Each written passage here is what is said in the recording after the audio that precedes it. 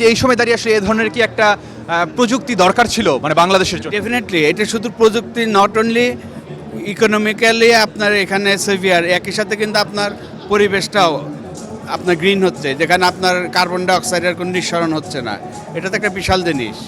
এবং আমি কিছুদিন আগে নেপালে গিয়েছিলাম জাস্ট ফ্যামিলি ঘুরতে, তো ওখানে যা দেখলাম টোটালিটাই আপনার বিওআইডি ক্যাপচার করা, এটা আমার নিজের চোখে দেখা। এবং ওখানে কোনো বার্ন নাই, কোনো ধোঁয়া নাই, কিচ্ছু নাই, জাস্ট এই ইলেকট্রিক গাড়ি, একটু পরপর শুধু চার্জ স্টেশন। আমরা যতটুকু জানতে পেরেছি যে বিওয়াইডি গাড়িতে কিন্তু দুইটি অপশনই রয়েছে, যে আপনি ইলেকট্রিক ভেহিকেল হিসেবে ব্যবহার করতে পারবেন, আবার ফুয়েল দিয়েও চালাতে পারবেন। এই বিষয়টা কেমন লাগে? না, এটা আমি ওই জন্যই কিনা, মেনলি এই কারণে।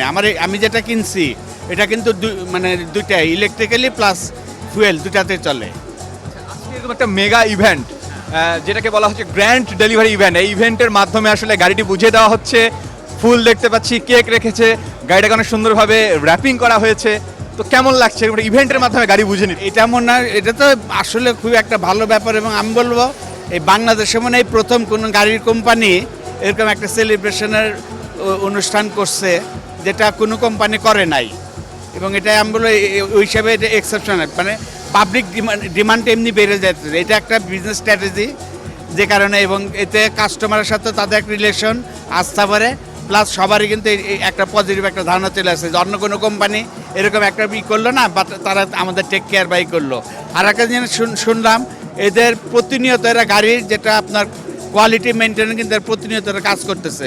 আমি জানতে পারছি, কারণ আমার মেয়ে ওখানে জব করে, এই কারণে আমি জানতে পারছি ওর 24 আওয়ার্স ওরা কিন্তু এই জিনিসটা করে, যেটা অন্য গাড়ির কোম্পানিকে এরা করে কিনা আমার জানা নাই।